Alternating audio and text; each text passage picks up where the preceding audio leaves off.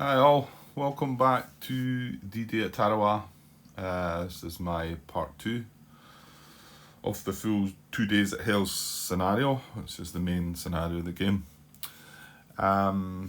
So this is the following day after I just set up that little introduction and went through setup. A couple of things I noticed up here. I was wondering where to put that in there. I thought, why not put it up there? There's a bit of plexi just left on the top there, so I can put that in there. Like I say, I might just cycle through the phases without moving that marker, because most of them are cards drawn, so you're going to see a card and think, right, well, I've done that, and you're going to remember what a good idea to do is, if I do get called away, is to maybe put the phase marker where I'm at. That would make sense. Right, I was having a little glance at the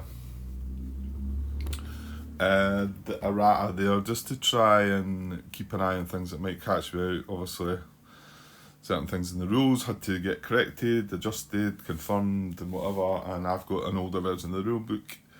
Let's say I do have it. I could put the newer version on my tablet, but I like the physical rule book, so we'll go with that. And hopefully, none of these errata will catch me out. Hopefully, I'll sort of click it when I read the rule and say, is that not errata? And move to find it.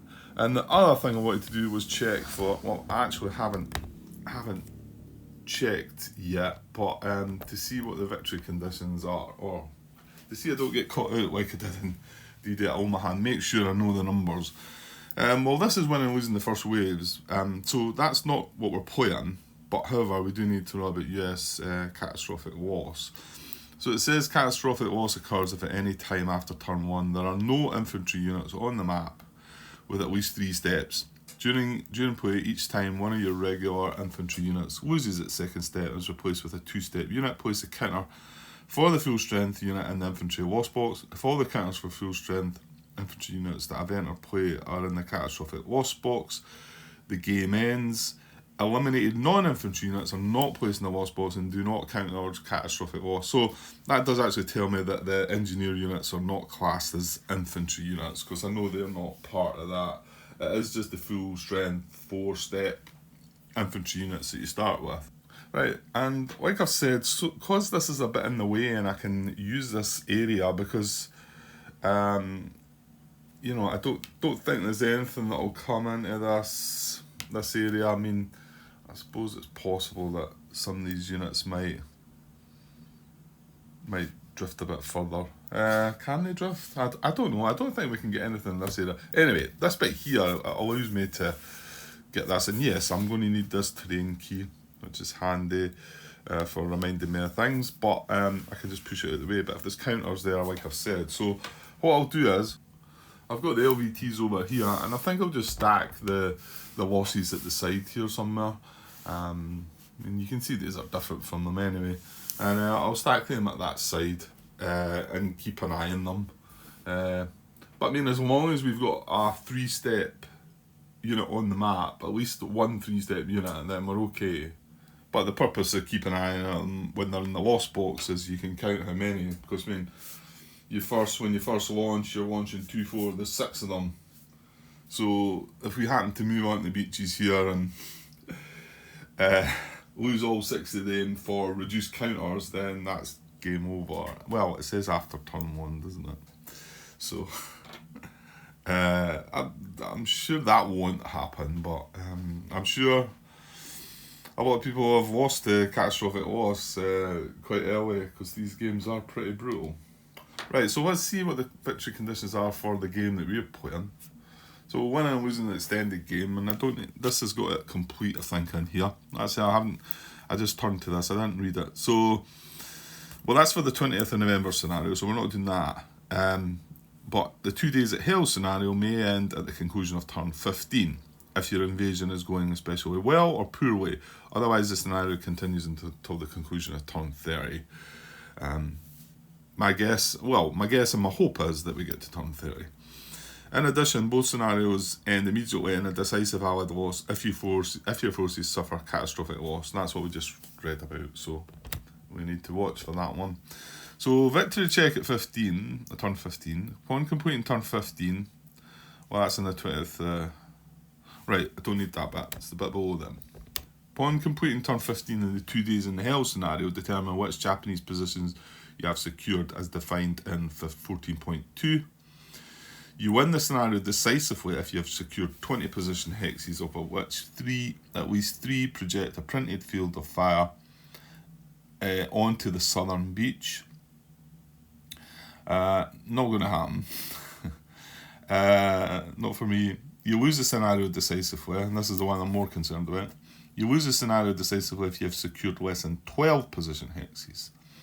So if you do not win or lose, the scenario continues. So you lose if you have less than 12. So we need 12, at least, to carry on. And then, upon completing turn 30 in the 2 days at hell, you win the scenario if you've secured all the positions in 4 of the island zones and at least 1 position in each of the other 2 zones. You lose if you fail to achieve the objective for winning, basically. Yeah, so if you don't do that, you lose. Okay, I had thought this had maybe been altered too, but it might just be my thinking as to the Peleliu game, which definitely did get altered. And obviously the conditions for winning are somewhat similar. You've got to hold so many positions or whatever. So that's how we win. So it's different than Omaha. We've not got a chance of victory points by exiting the map or anything like that. We've just got to secure the positions and whatever. So I think what we need to just double check for as well now is what is securing a position hex. Because this one here, we need to have at least 12 by the end of turn 15 or it's game over. So I think it determine which Japanese position you have secured as defined in 14.2, which is here. Now right away, I think that was a bit of a rat that I looked at and decided to have a look at, and there is a slight change to this. And this is a correction, and probably an important one, and some that might affect one that might have affected it being that this might make it easier. Well, it will. So 14.2, right, okay, it's talking at the end at the conclusion of turn 10 because it's added to this, but it did refer us to this. This is the definition of how you secure a position hex. So I'll read it out. At the conclusion of turn 10, determine if you win or lose the scenario. You win if 10 or more Japanese position hex are secured by your forces. So that bit's not relevant to what we're playing because we're playing the full extended game thing. So a position is secure if all 3 of these requirements are met. The position hex is occupied by a US unit or garrison. And it's this second one that's been changed, but I'll read it as is just now. All position hexes projecting a printed field of fire into that hex are also occupied by US units or garrisons. And then the third one is US communication can be traced from the position. That's something I'm going to have to go and check on again, how you trace communication. Okay, but it's the middle one here that's been corrected, because it says all position hexes projecting a printed field of fire. Well, the errata here, you can see 14.2. I'm trying to see that without trying to look through the camera and see it.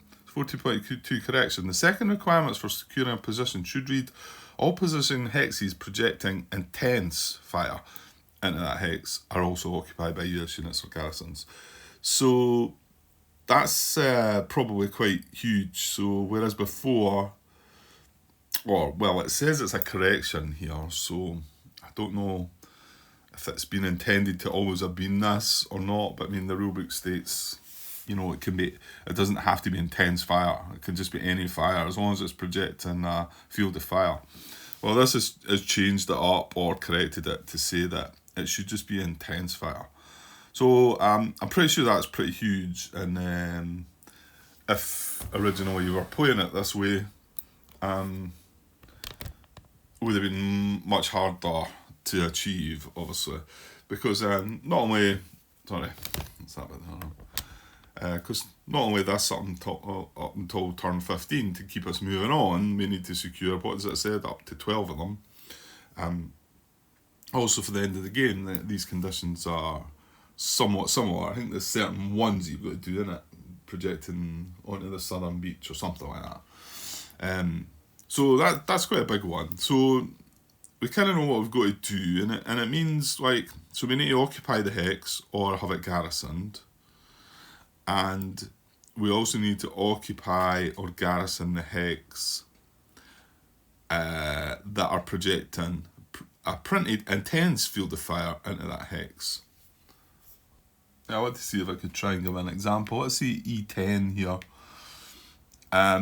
So it's getting fired with steady blue fire and steady red fire, but intense purple fire. So for me to secure that, I need a US unit or a garrison that. Now, going by the old rules as written in the rulebook, I would also need to occupy this blue hex because it's firing in there, and this red position because it's firing in there, and this purple position. So I need to have all these occupied by US units or garrisons and that. Right, but with the correction in the rules, because this is the only intense fires coming from this purple position, I would need to occupy or garrison this hex and occupy or garrison that hex. So you can see the huge difference there. That we wouldn't need to, there could still be Japanese units firing in here. And it does just say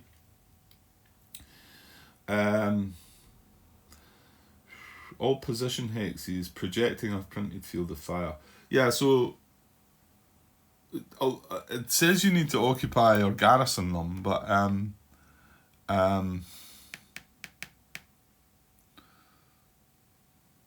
well, yeah, you need to occupy or garrison it, Grant, so it can't be a Japanese unit in it. But going by the correction there could still be Japanese units in these two firing into here. If we had this occupied and we had this occupied, then we would have that position secured, even though they're still firing into there. Pretty sure that's what I'm getting from that. Okay, so we need 12 of them by turn 15. No problem. Yeah, right. It's that'll be a challenge in itself for me. Okay, 12 minutes in, Grant. Can you not get things kicked off? I think so. What I talked about using this this flip book. I wondered if it might be use going through it, or if that's a bit. I mean, I think I'm going to use this just because, you know, I played the game before, yeah, but I haven't picked up the rule book since I set this up and sort of started reading through the rules heavily. Glanced at a few bits, but so I'm going to have to sort of follow something, and hopefully it'll you know, this will work for me. I just wonder if it might have been useful to go through it like this on camera or not. Don't know. Maybe a bit of a pain. Maybe you'd rather just watch the game. There's plenty of other videos out there in this game. It's been done before and whatever.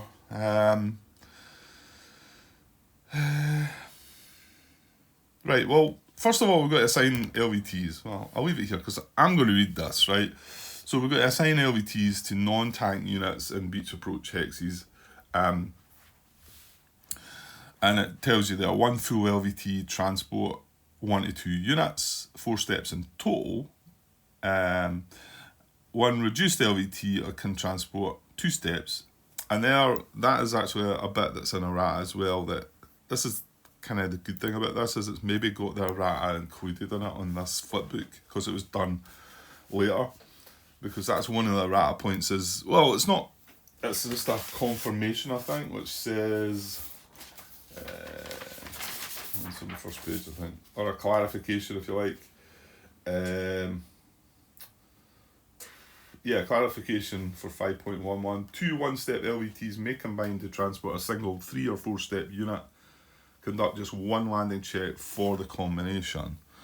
So 2 reduced LVTs may combine 1 transport unit, 4 steps max. HQ units possess no steps, they're transported for free.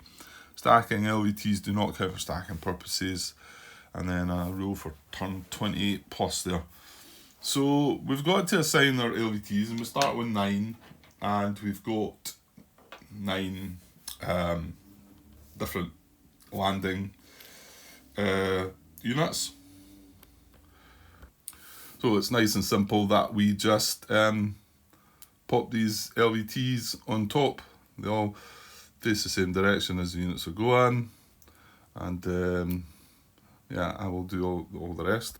Okay, that's that done. And well, as time goes on, we'll see that we'll lose some of them, and we'll not be able to get everybody just landed with an LVT, and they'll have to wade ashore and things.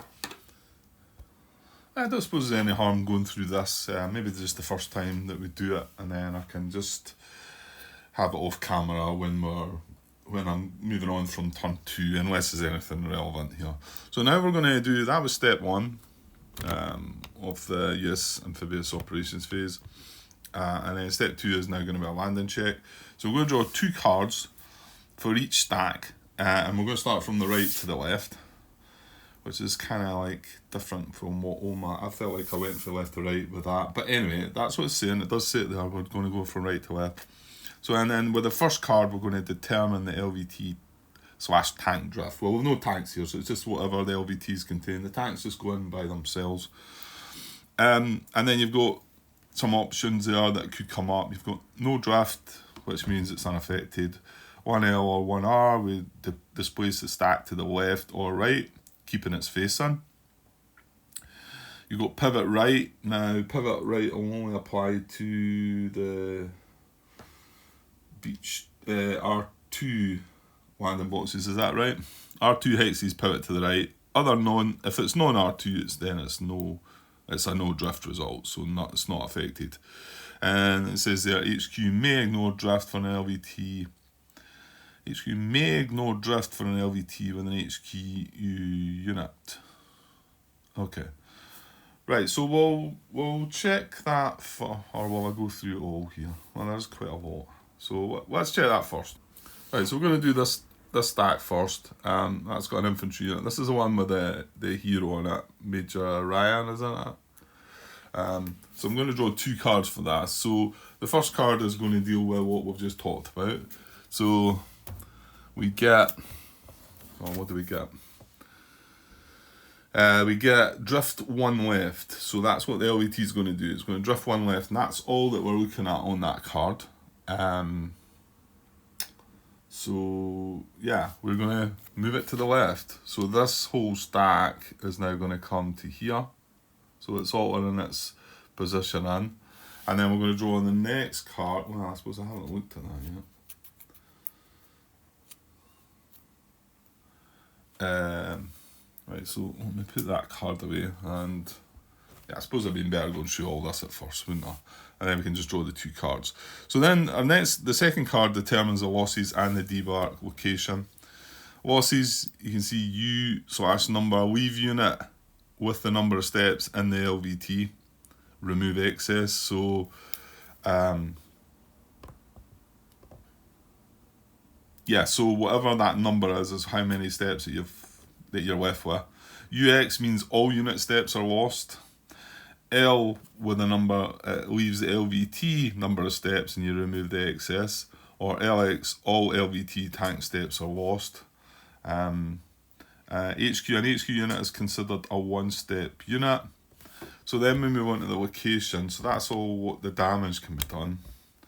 This is where you're hoping for a bit of good luck and avoiding the bad results. I mean, the UX one is rather awful because that just wipes out your unit. So we're hoping for none of them. But so then the location, we've got reef. If it's an LVT, the units remain in the beach approach. So that means they just stay where they are. If it's a tank, you treat it as a beach result. Water, if it's an LVT, you reach a LVT rec hex, which is one of these, and we'll see that, and you place the units there. And then they would just have to wade in from there, I think. Tank, treat as a beach result. Beach, you reach a beach hex and place the units there. So that's the first beach hex that you reach. That's where they land. But if you've got inland 1/2, you place the units in the land hex 1 or 2 hexes beyond the beach hex. You disregard Japanese units, so you can move through them. You just ignore them. The units may be placed in a Japanese occupied hex, so then we carry out close combat immediately. HQ may treat an inland as a beach for an LVT with an HQ unit. And then the bird's beak, I think that was one of the corrections, clarifications, was it? You place the units landing. Yeah, that's a correction. As you're going up the bird's beak. Well, we'll see if it happens. There's a correction to where what hexes you use. Because you kind of go in sort of staggered if you're going along the spine of the hex. So, well, it tells you here actually, doesn't it? So it says, when moving, do so along the hedgerow indicated by the arrow until reaching destination. But when you're in red 1, which is what we're doing just now, because we're not going up straight up the hex, we're going up the hex spine. The units in R1 move along the hex spine, first to the left, then to the right, and then they just zigzag along. So that's how you count it. And then the landing inland from R1, move inland to the southwest. The shipwreck has no effect. Okay. That must just be what was there. Right. And then okay, we'll come back to that. Right, so let's deal with that bit first, next. So we've drifted 1 left, and then this is going to be the card that they're getting for damage. Right, so it's this side we're looking at now. Not looking at that anymore. That's what you draw the first card for, the drift. That's perfect. Because that means that we're landing with 4 steps, and the LVT has still got his 2 steps, and we're landing on the beach. So let's do that. Oops. Sorry. What happened there? Right, put that card away. So, and it says we zigzag left to right. So we go left, right, left, right, left, right, left, right, left, right, left, right. So I think that's where we're landing. The LVT doesn't need to be going. And we're landing in there.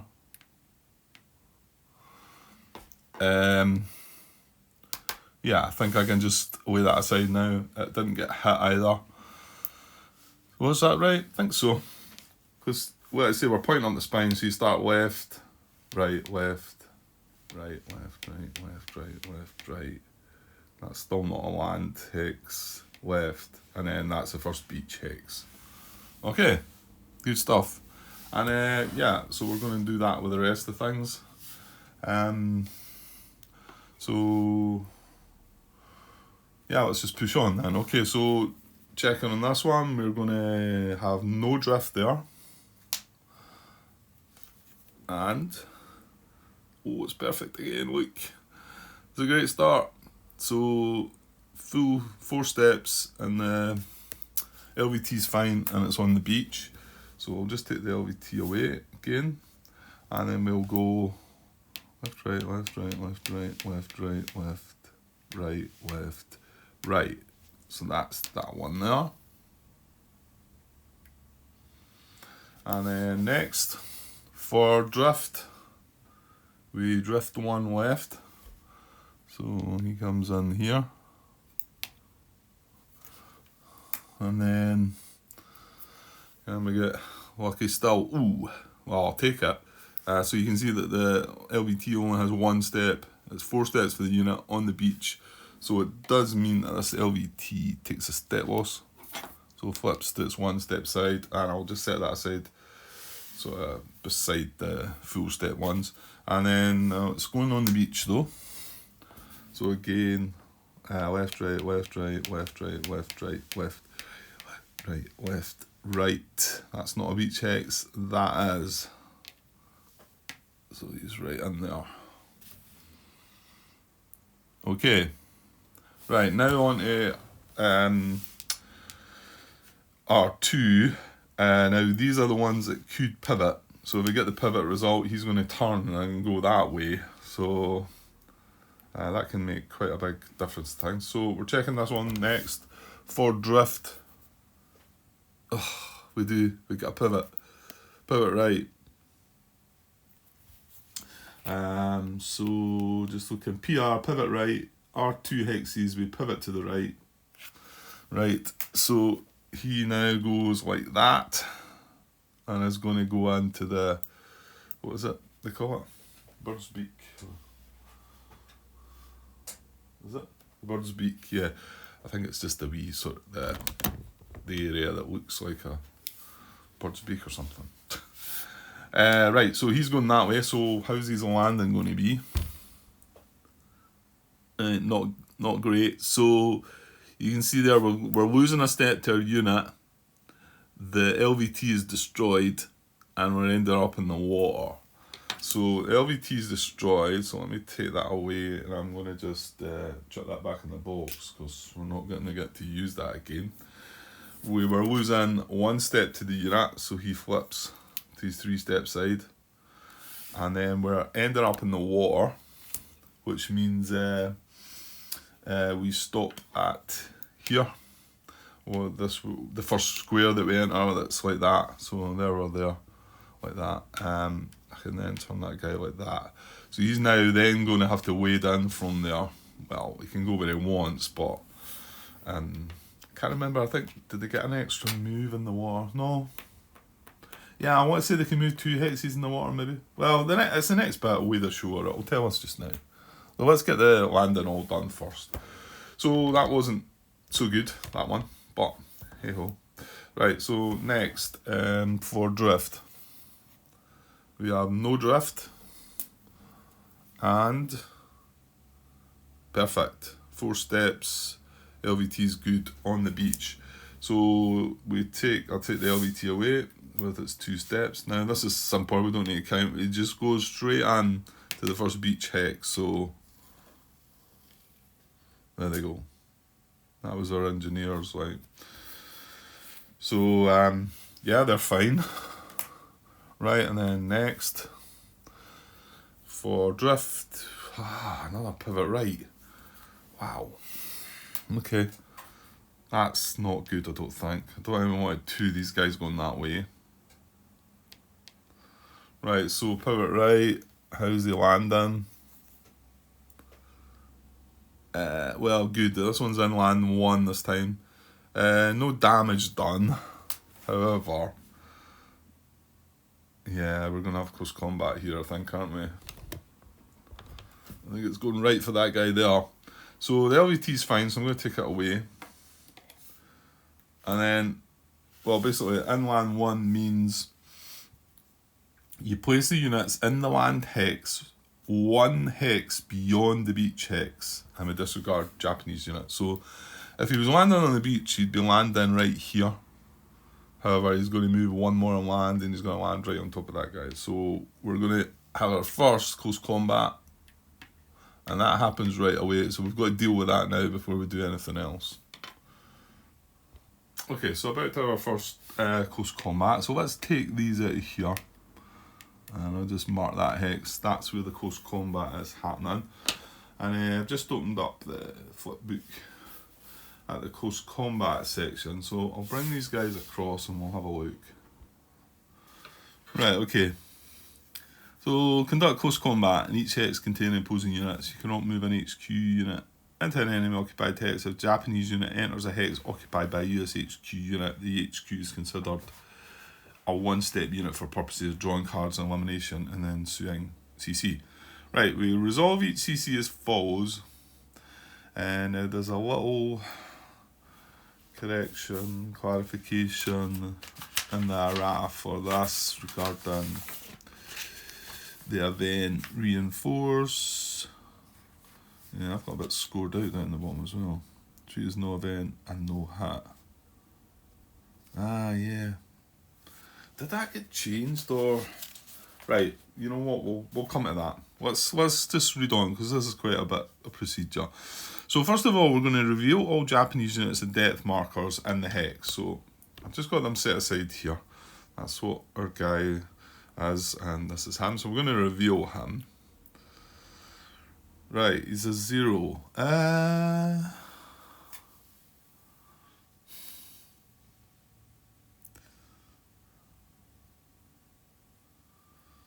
I wanted to start thinking that we might just be taking him out, but that might be something else I'm thinking about. Because he was a 0.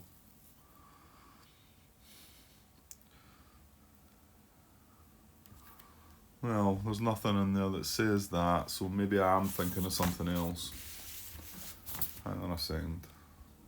Yeah, I'm pretty sure there's one of these games that if it turns out to be a 0, you immediately can eliminate it, but it doesn't appear to be that this is where it happens. So we've revealed them all. They don't have a depth marker, and then we're going to draw cards blindly for each side and place them face down in a Japanese pile and a US pile. Now, right, okay. So what I kind of like to do this, as long as I start doing it right away, it says draw cards, but to me, zoom out just now. To me, the drawing of cards should be, we should be looking at the top card first. But if you draw cards, like we're going to draw so many cards, then you would draw them and lay them in a pile. Now, I know this is no big deal and it's all random and whatever, but I'm just going to do them that way so that the first card that I'm going to draw for whoever side it's going to be first is going to be the card that's on top. So I'm going to layer the cards, if you like, rather than draw them as a pile, if you know what I mean. So as long as I do that right from the beginning, that's fine. I mean, it doesn't quite state how it just says draw cards, so yeah, I'll show you what I mean in a second, right? So we draw cards blindly for each side, keep them place them face down in the Japanese pile and the US pile. So the amount of US cards we're going to get the number of steps, so it's maximum 4 cards for steps. So we've got 4 steps. So we're going to get 4 cards, right? That's the maximum. And then if we had an engineer with a flamethrower in it, we would get +1. If we had a hero with us, we would get a +1. So we're not getting that, so we're going to draw 4 cards. So let's resolve that first. So what I mean is, I'm going to draw 4 cards, 1, 2, 3, 4. So I'm going to keep them that way so that the first card I'm going to draw is from the top. But I'm going to do that throughout any close combat that we have. So I'm not going to change it up and just do it differently and whatever. That's the way I'm going to do it throughout. So you'll see other people playing the game and they'll do it. They'll do 1, 2. They'll draw the cards. And yeah, I think you know what I mean. But okay, so and then for the Japanese, obviously they're going to get some cards as well. So they get 1 card for each unit that they've got. So they've got 1 unit. So they're not counting their strength or they don't have steps or anything. And they're going to get 1 for each depth marker in the hex. So they're only going to get 1 card here. Now, these extra modifiers that they'll get a +1 if they are attacking. And they're not, it's us that are attacking. +1 if the Japanese has 4 plus total strength. Well, like I said to you, it's got 0 strength, so he's not going to +1 for that. +1 for each CC listed on the unit and depth marker in the combat. Right, it's not that. We'll just go and have a look in a second. And then finally, +1 if the Japanese tank or knight turn.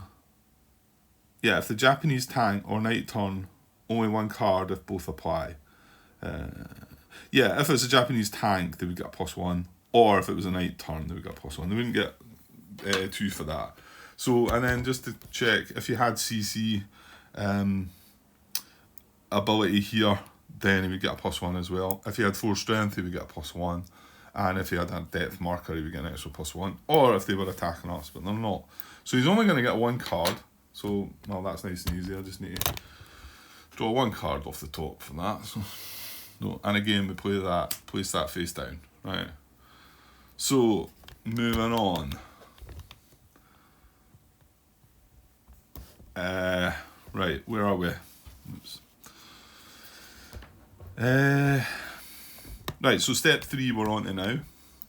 So Japanese units disrupted. It's asking if the Japanese units are disrupted. Well, no they weren't. So if they were, we would remove the disruption marker and then we would skip to the US card reveal.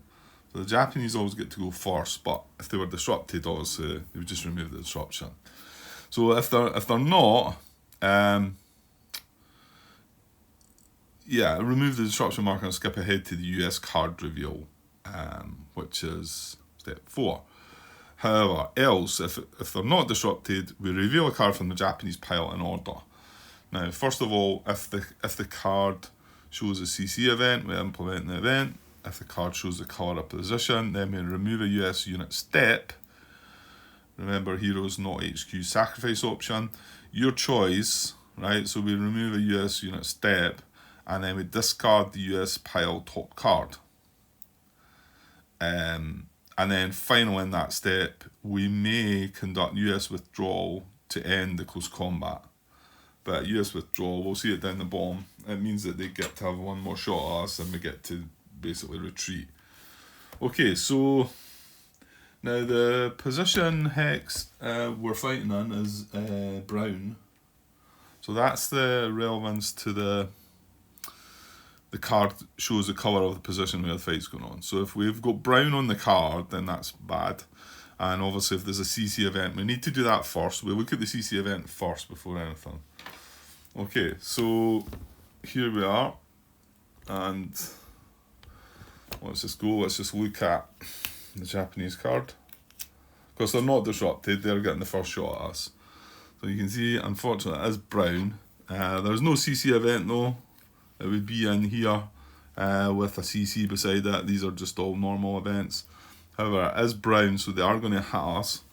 So we take a step loss and we discard the top card. I'm not going to look at that. So that's the Japanese played its card though. So that goes away. Actually, these should go additional cards along here. Yeah, at the end. Because this is close combat. So I'm going to take the top card and we just discard that. I'm not going to... I say I'm not going to look at... Oh, look what it was. It's got heroism and it's got brown. I'm pretty sure that would have wiped the guy out. Heroism. What does that do again? Well, it tells you the events are down the bottom there. Grant. And we get to add an extra card, don't we? Add a card to the pile aside, revealing this card, and remove a card from his enemy pile. But the brown would have taken the guy out anyway. However, hopefully we've still got brown left. Now, he's not got any cards left, so we're now into our side of drawing cards. And our US unit's disrupted. No, they're not. I think when we finish the battle, everybody becomes disrupted though, but I'll check that in a minute. So we would remove the disruption and then skip ahead to 5, which is repeat 3 and 4 until we either get elimination or exhaustion. But we're not disrupted, so we're going to reveal a card. Again, we're going to look for this, implement the CC event. If the colour's there, and if there's no depth on the Japanese unit will be eliminated. If there is depth, you eliminate the depth marker and discard the Japanese pile top card. That's part of Assault and Overrun. We'll go into that. So that's what we would do. So we're just looking to get brown here. We're not really fussed about any events, so we're just looking for brown. And we get, so CC US withdrawal hit would allow us, is that when we can withdraw? Yeah, that would allow us, if we were up against it here, we would be able to withdraw. If US conducting the withdrawal under fire, we remove 1 step from a US unit of your choice. Oh no, sorry, let me stop there. If I've decided I want to withdraw to end the close combat, they get to draw 1 more card, and if they got that would do us an extra hit. I think that's what that is. So that doesn't apply here. We weren't withdrawing. So you can see we've got the brown, we've got him eliminated. That card gets discarded. Now these 2 cards weren't used, and they're still in that order. So I'm just going to put these cards back on top. And that's how I do it. I want to say that it does say there maybe that you put the cards back. And then by elimination. It might not, to be honest.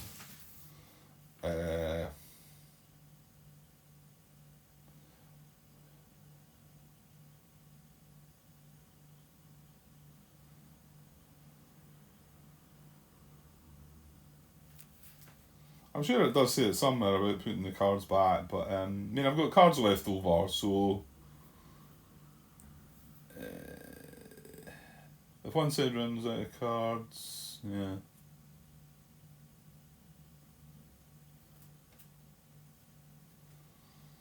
I'm sure it is in there about putting the cards back, but we've not seen the cards, so let's just not just discard them. Let's just put them back. That's fine. It's not a biggie again. So we have eliminated this. Now let me be clear about what's going to happen with that. But let's just finish this last little bit, and there were the events down the bottom. Yeah, the one I'm slightly concerned about is reinforce, because the rule for reinforce in the book.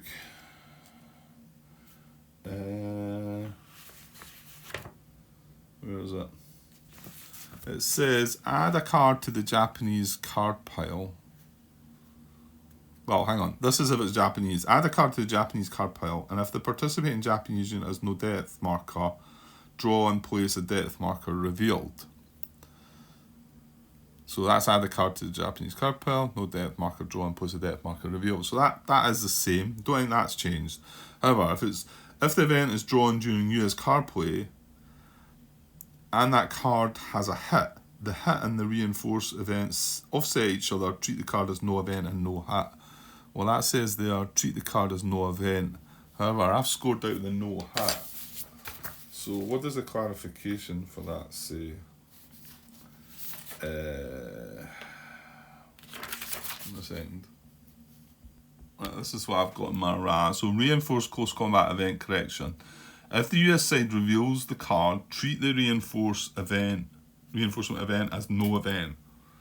So yeah, the bit that I've scored out is correct. That shouldn't be there, shouldn't it? Slightly concerned at that. What does it say in the book again?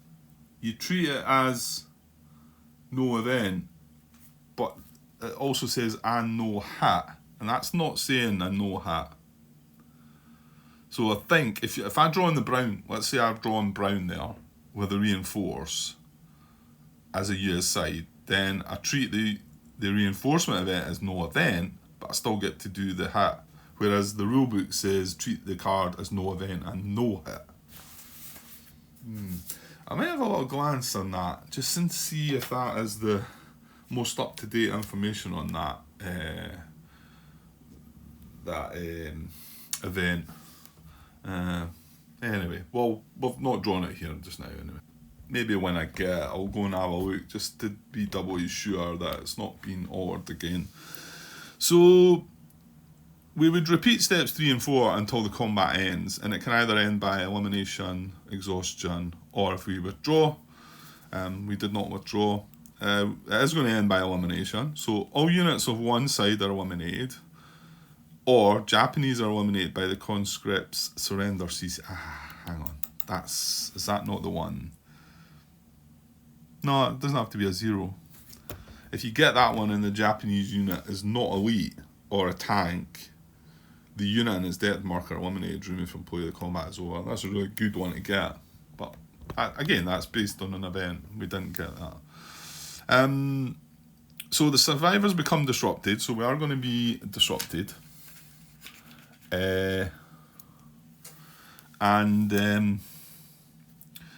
Surviving Japanese unit conducting CC in a position, assault action placed in a nearby position, right, that doesn't apply. And then, so if it's an eliminated elite unit, it would go to the eliminated units box. Now the elite units are red in the background rather than white. That's right, isn't it? I think, yeah, it's something similar to the backside that it's got the red like that. So this is not an elite unit. So eliminated non-elite units, we remove them from play. So these are just going to go back in the box, I think. Well, I'll put in a space in the box and I'll find out if I've got that wrong, we can bring it back. So that goes back in the box, and then our unit goes back in the hex, disrupted. And then if we'd ended by exhaustion, which is if we both ran out of cards, the survivors become disrupted, the defending units remain in the hex. So everybody would become disrupted, all the survivors, us and them. The defending units remain in the hex. So the Japanese unit, he was staying in the hex. The US attacking, if the US are attacking, we would place in the hex from which they entered CC. And I think because we came right from the LVT, it would just be that beach hex that we skipped by. So they would be put back into that. If the Japanese were attacking, we'd place in position / reserve box from which they entered CC. Okay, and then that last option there was to end by US withdrawal. If we choose to do that, then the Japanese draw one other card and we implement its results. And then the US units get to be placed in the hex adjacent to the CEC hex, priority hex from which US comm can be traced. Okay, and that's when, if they drew that US withdrawal hit, then we would take an extra hit. We would take a hit. So rather than just escape for free, we would take a hit. Okay, and that's it.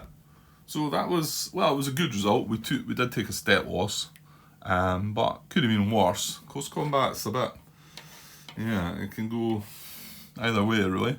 So he has disrupted though in the hex, so all he's going to be able to do is remove his disruption when we come to that action phase. He's sitting in it's not a bad spot. It's only getting yellow steady fire from here, it must be, yeah. That's the yellow, yeah. So you can see that. So he might be alright.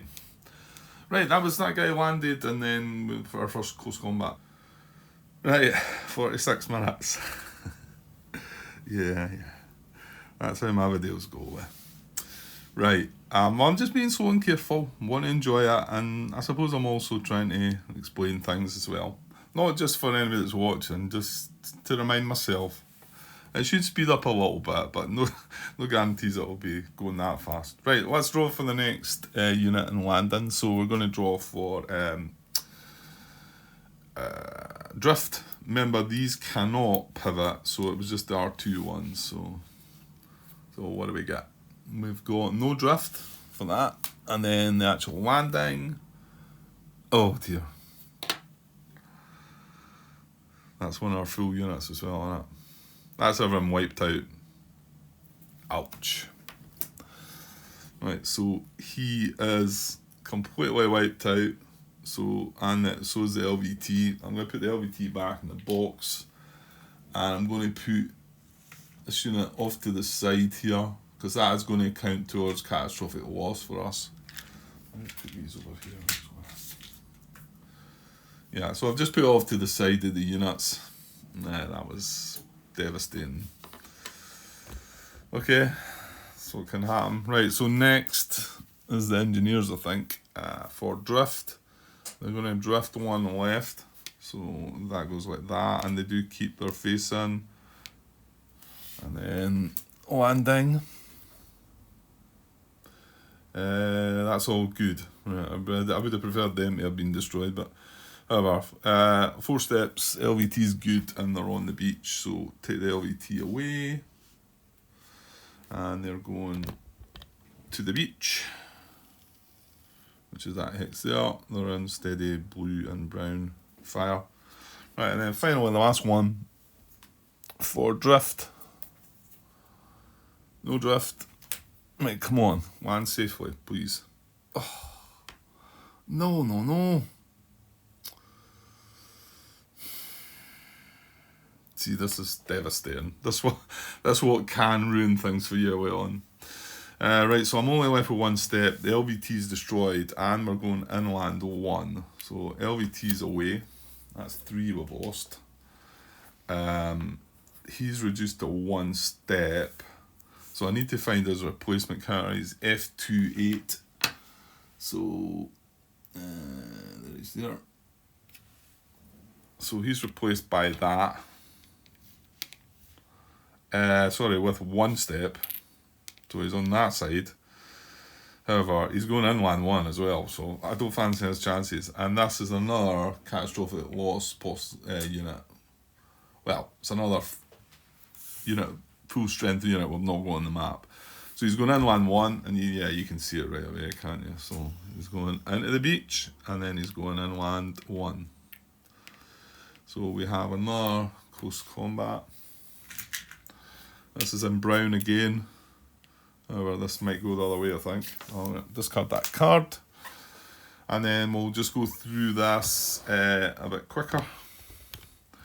I will take them off regarding the cards. So we're getting one step. I suppose I would quite like to just have it open so I can see what I'm doing. I won't move across and go through it all again.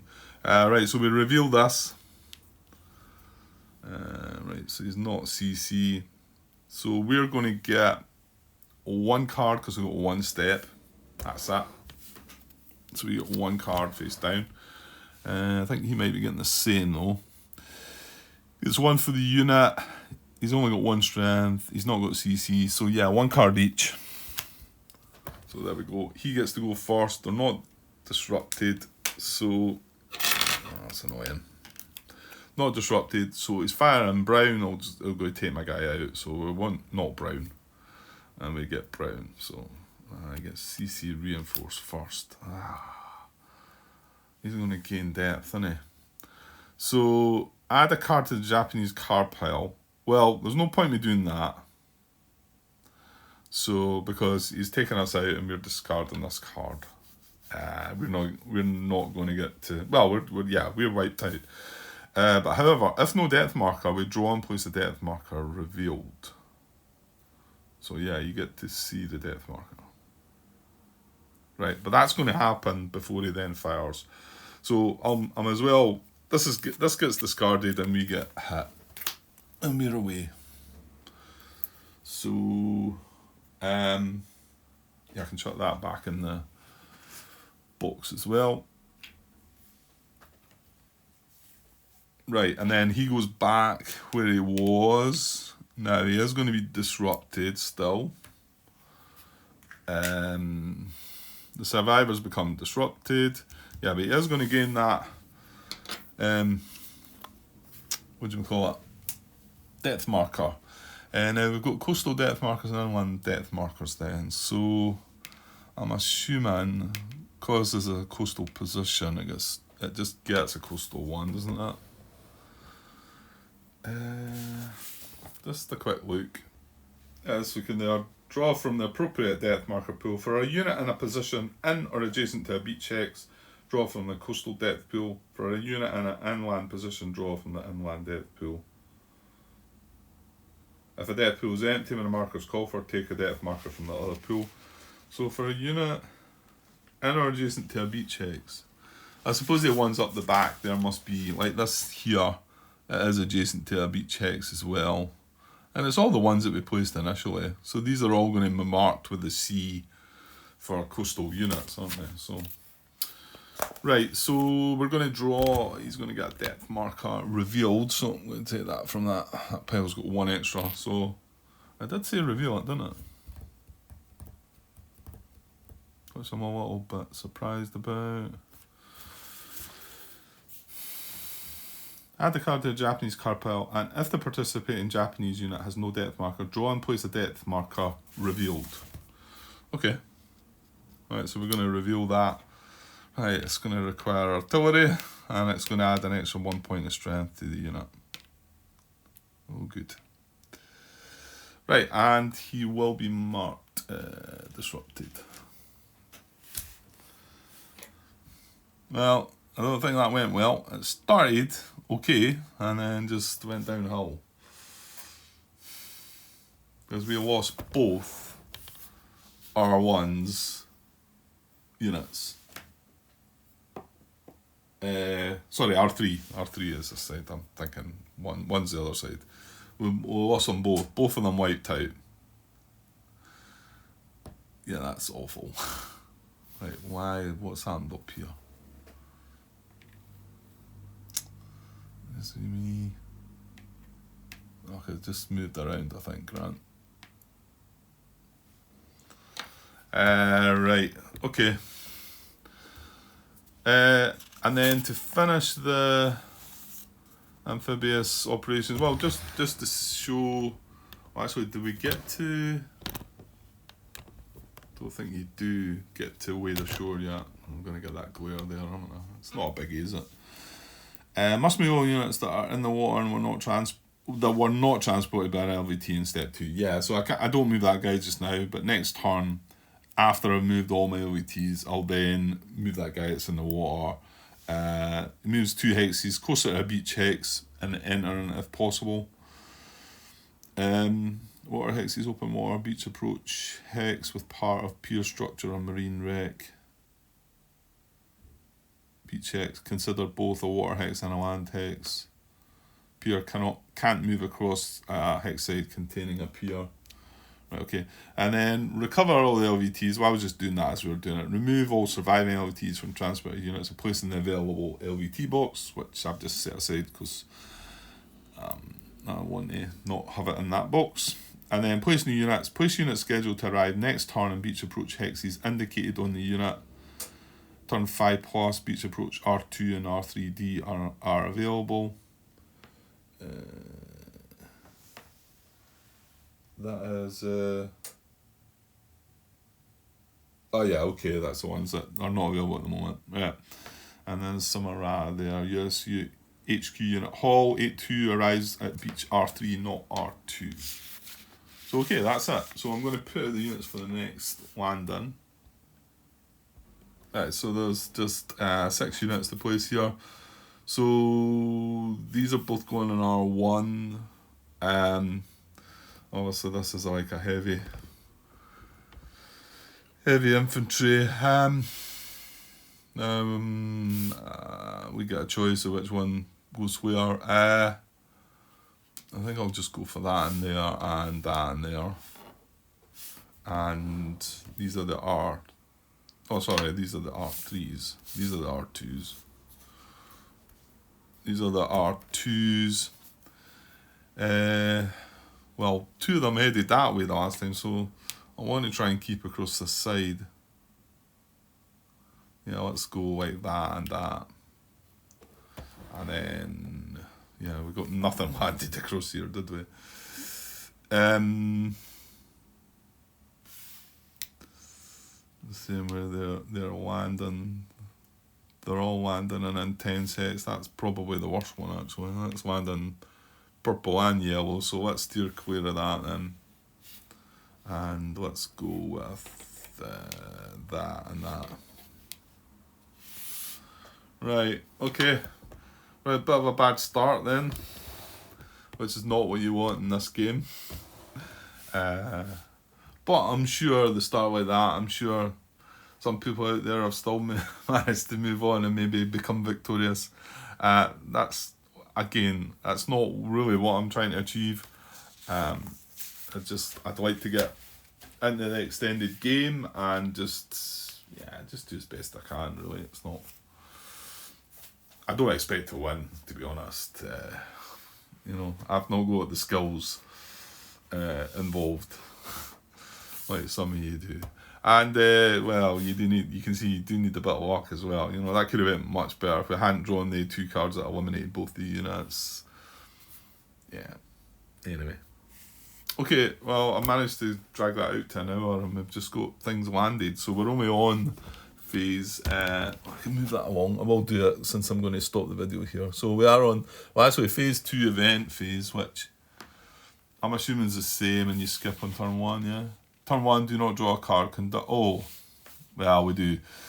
We conduct the event, add depth to 2 Japanese units. So I will leave it there because they are going to do something. We're not going to draw a card, but the Japanese are going to get a couple of depth markers.